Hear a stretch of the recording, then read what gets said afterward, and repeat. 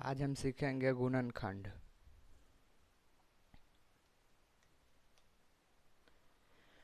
गुणनखंड चलिए देखते हैं।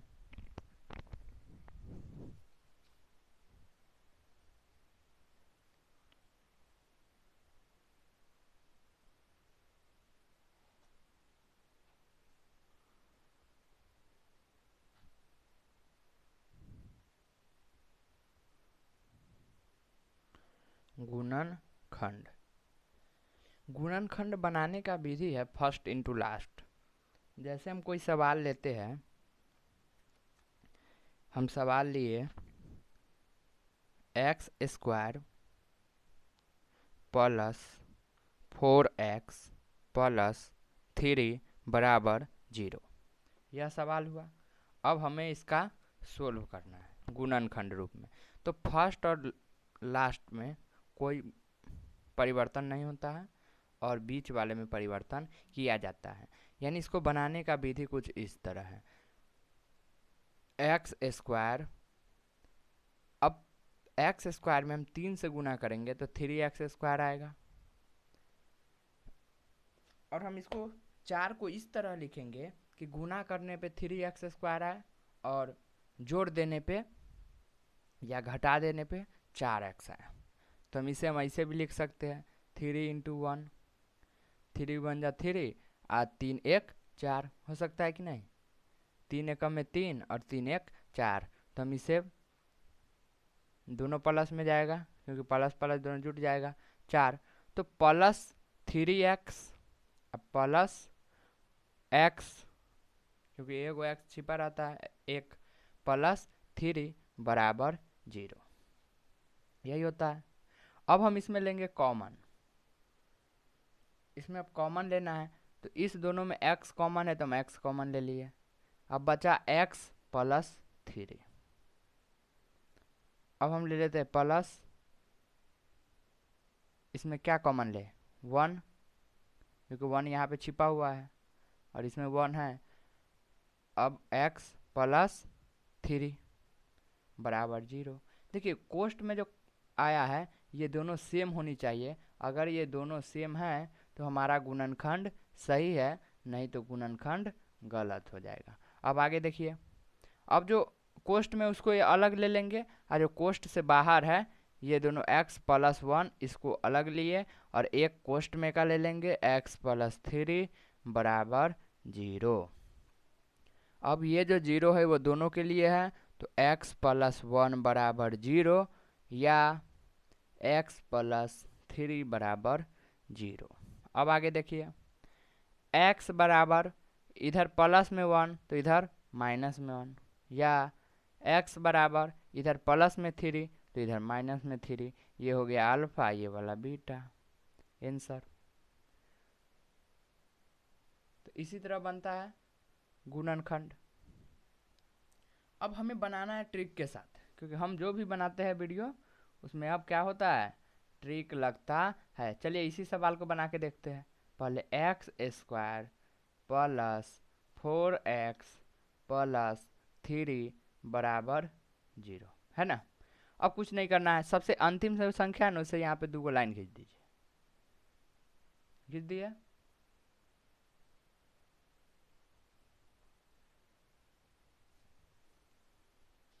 अंतिम संख्या जो है धुंधला आ रहा है थोड़ा।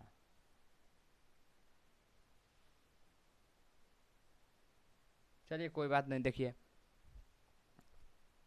हाँ हो गया। अंतिम संख्या के नीचे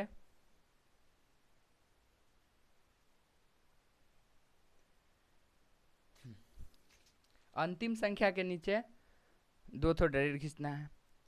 अब इस 3 को इस तरह तोड़िए, 3 में इससे हम गुना करेंगे एक्स स्क्वायर से तो 3x स्क्वायर आएगा। इसको हम इस तरह तोड़ेंगे कि जोड़ने घटाने पे 4 आए और गुना करने पे 3 आए तो 3 1 होगा कि नहीं। देखिए आ गया कि नहीं ये मान। प्लस प्लस लगाएंगे तो प्लस 3 प्लस 1 प्लस 4 हुआ और 3 एक में 3 होता है। तो यही कंसेप्ट है। अब देखिए कुछ नहीं करना है, ये आ गया।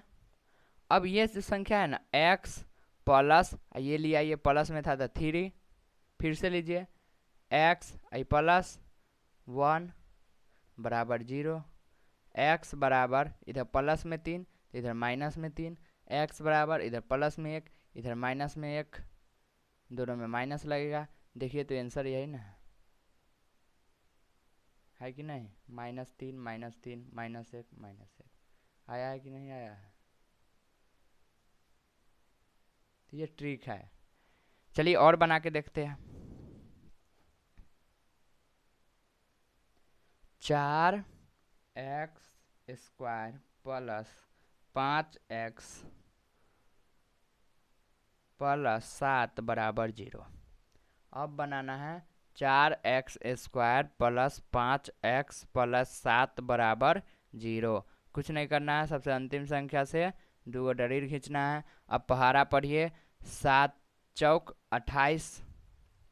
तो आप 28 को इस तरह लिखेंगे कि जोड़ने घटाने पे 5 हो जाए और गुना करने पे 28 हो जाए। देखिए 7 चौक या 4 सते 28, 28 को हम इस तरह लिखेंगे कि गुना करने पे 28 हो और जोड़ने घटाने पे 5 हो।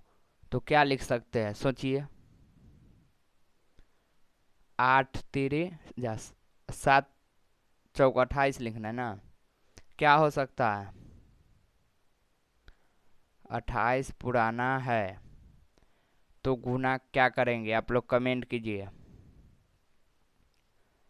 चलिए देखिए, 7 चौक 28। अब वैसी संख्या सोचना है जिससे हमें क्या करना है, गुना करने पे 28 आ जाए और जोड़ने घटाने पे 5 आ जाने चाहिए। चलिए वीडियो को रोक दिए थे, ये सवाल नहीं बन सकता है।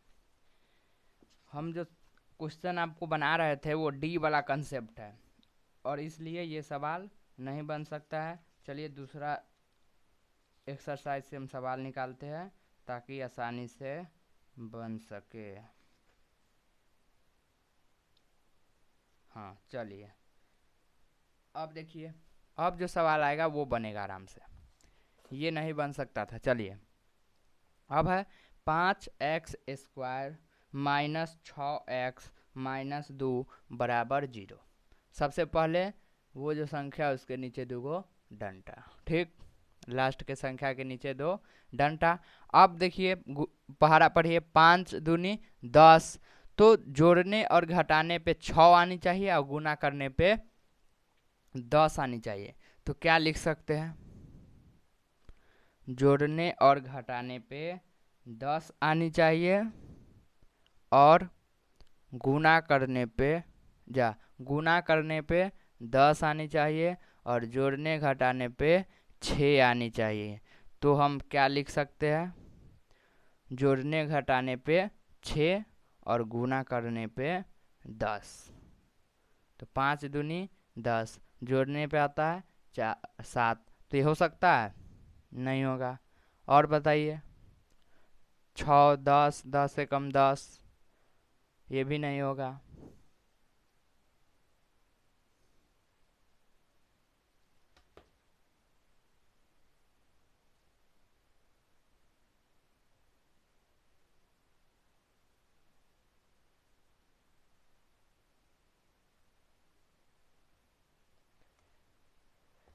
इसको भी छोड़िए, ये भी नहीं होगा। अब आइए, अब दिख गया गुणनखंड का question. 2x² minus 5x plus 3 बराबर 0। अब देखिए गुना कीजिए, पहले क्या करेंगे, सबके अंतिम संख्या के नीचे 2 डंडा, ठीक है। अब देखिए 3 दूनी 6, तो जोड़ने घटाने गुना करने पे 6 आनी चाहिए और जोड़ने घटाने पे 5 आनी चाहिए। तो देख लीजिए 3 दूनी 6, गुना करने पे 6 आया, 3 2 5। अब जितना भी गुणनखंड बनाएंगे वो सब बनेगा। इससे पहले क्या था, हम दूसरा कोई खोल दिए हुए थे।